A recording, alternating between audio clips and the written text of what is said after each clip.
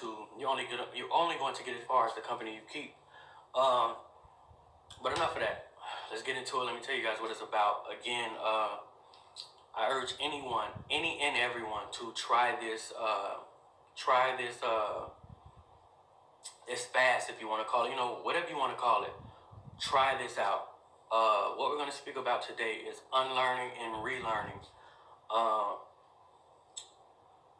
To me, it's an underlying huge concept, but it's not talked about enough. It's not put forth in front of us enough. It's just not practiced enough. Maybe that's what I'm looking for. That's a better word, for lack of better terms. But anyway, unlearn and relearn.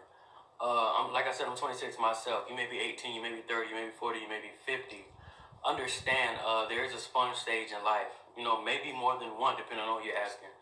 But all of us receive principles, morals, beliefs, information, a ton of it, from childhood to adulthood, which is what happens to mold us in our adult lives.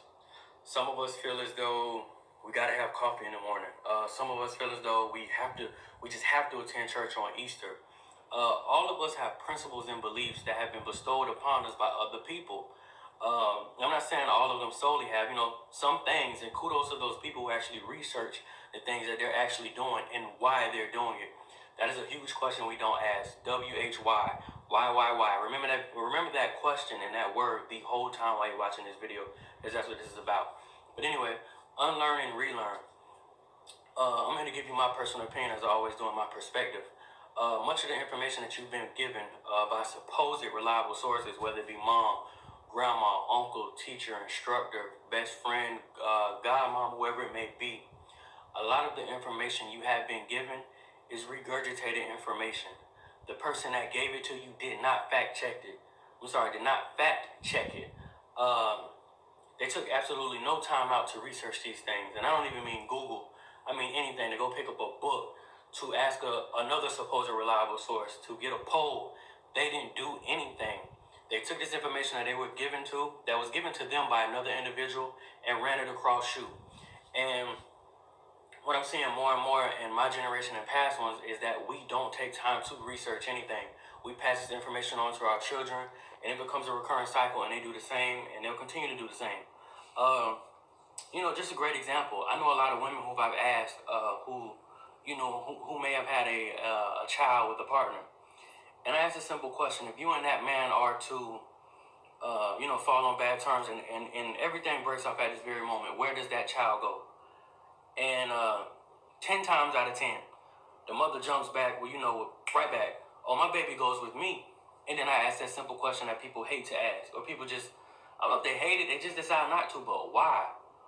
Why as an equal donor? Because you can't create a baby on your own. As a man and a woman, I believe you're equal partners in this whole equation. How as an equal partner you're giving the rights to the child, and you demand on call where they go. How did you inherit that privilege? And most women have no answer. They simply tell me things like, because that's just how it goes, or that's the way it's supposed to be, or that's just what you're supposed to do. The child should go with the mom. And again, to any woman that may be watching a video that feels like that, any man that may have dealt with that situation, or even a man that may feel the child should just go with him, I urge you to ask yourself why. Who taught you that nonsense? Who taught you that the woman's word was law? Who taught you that the man's word was law? And how reliable are those resources that gave you that information? I'm going to give you another great example. I mean, it's a ton of them. From education to government to parenthood to drug use to religion. I'm not going to go in real heavy on this one because it's a touchy subject, which I don't mind going in. I love the comments and I love a great, healthy debate. But religion. We have somewhere around 4,900 different gods that are praised on this great green earth. I come from a Christian family myself. I will tell you now, I'm not a big religious man, I'm more of a spiritual man. I've actually shunned Christianity as recent as well. But I'm going to ask you, for the people who do believe in those things, or the people who are heavily into those things, what makes your God greater than the next one? What makes your religion more fulfilling, or more, pack more substance, or what just makes your beliefs and your morals and principles righteous rather than, the other 4,900 guys that are running around the world. Uh, did you ever stop to ask your pastor? Did you ever stop to ask your pastor why? Did you ever stop to ask your pastor why there are an abundance of religions? Why aren't we, since we're our brothers and sisters, why aren't we all under the watchful eye of one God? Why do we worship different people? How do we just condemn people to hell for mistakes? But the common man can go shoot up a school, and if he consistently begs for repentance, he may be forgiven one day, because our God is supposedly a forgiving God. If God wakes us up every day, it's a great question, and I love asking this one to a lot of people who who live by the book. I love asking this question, and I will let you know on record I've yet to get an answer. But anyway, if God is responsible for waking me up every day, what happens when he wakes me up at 5:59? And the first thought on my mind at 5:59 a.m. is intimacy. So I roll over to this woman that I'm not married to, and I begin to partake in steps that are going to lead to fornication. My question to the people, again, not to convert. I'm only trying to start the conversation. But my question to the people is, if I woke up by God at 5:59 and at 6 a.m. I'm seeking intimacy with a woman I'm not married to, did my wake-up call get intercepted by Satan? Did God, did he begin to raise me and Satan jumped in and grabbed me? Did Satan wake me up? Did Satan wake me up to purposely fornicate? It's a ton of questions, it's a ton of whys. And again, I'm just giving an example. And again, it goes back to my original point, unlearn and relearn. There are countless things we've been taught. When we wake up, some people like coffee. Some people feel like you have to have coffee. People like myself feel like you should go out and enjoy nature, get a good look at the sun, take a nature walk, be at one with organic things. I'm going to give you another great example. The government and even school, they have this great thing called the war on drugs.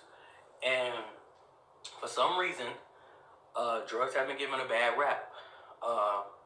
But those same classes that teach you crack was whack and say nope to dope, I don't know what they're teaching now, but I know in my curriculum, they never taught me the harmful side effects of aspirin.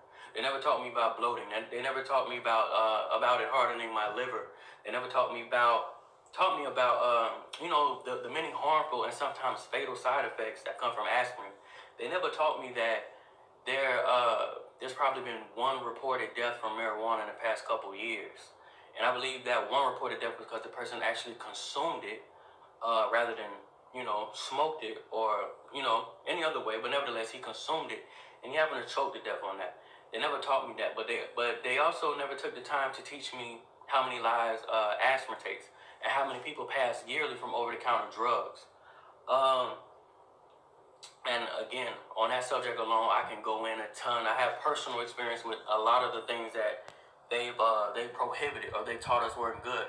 But I'm gonna give you another great example. And I don't know, you may be in another state, but I know in the state I come from, Florida. As a child, they had I can't remember the name exact, but they went by the name of Hernandez. It was a dentist's office. They would send a guy dressed in an actual tooth. He would come around with toothbrushes, and they would urge us to brush our teeth 3 times a day, every day. How important it was to keep those teeth pearly white, and to keep those gums strong, and fight gingivitis, and use this and use that, blah blah blah. One of the great things they didn't teach me, which I wish they would have taught me, because I probably would have been mentally, might have been a lot stronger these days. They never taught me the side effects and the harmful things that come behind using fluoride. Check my logic. Alcohol is a depressant. It does absolutely nothing for you that's positive. It is a depressant. Cigarettes do absolutely nothing for the brain, for the body. It's not even a depressant. To me, if you ask me my personal opinion, it's just garbage. You're killing your lungs, you're hurting yourself. There are several man-made chemicals that they put within cigarettes that harm us. Do you understand when you're 18 and 21, you can purchase these things with no limit. You can go in, if you got $1 million, you can buy the bar. If you got $1 million, you can go to the smoke shop and buy every cigarette and cigar in the building. Do you understand, for an ounce of marijuana, they will put you in jail. For a kilo of cocaine, they're willing to give you 30 years. This goes back to unlearn and relearn. Understand a lot of the principles, a lot of the morals, a lot of the right and wrongs we were taught These things are nonsense. Again, this is regurgitated information that's been given and passed down. Your mom and your dad that may urge you, say no to drugs, they themselves may have never experienced it. Or if they did, they may have been excessive. They may have never experienced it in moderation. Understand, I get it to a point. Drugs can be harmful. Of course they can when it comes to marijuana, when it comes to the opiate family. Again, and I speak from a place of experience. I'm not talking about something I just wrote about. I'm not talking about something I read or something I saw on YouTube. I'm speaking from a place of experience. I've dibbled and dabbed with several opiates. And I'm a very humble man, but I'm here to tell you I'm one of the most wisest 26-year-olds that I've run across myself. I'm a full-time father. Very successful businessman, if you ask me, in my opinion. I'm not where I want to be, but I'm definitely headed there in 4 years. I haven't punched the clock yet. I left college with 4 credits. I left high school with a 2.23 GPA. So I'm here to tell you, a lot of the things that they've told you is pure nonsense. It's pure lies. It's just pure propaganda. And again, like I said, it's so many subject matters that I can touch on within the unlearn and relearn system.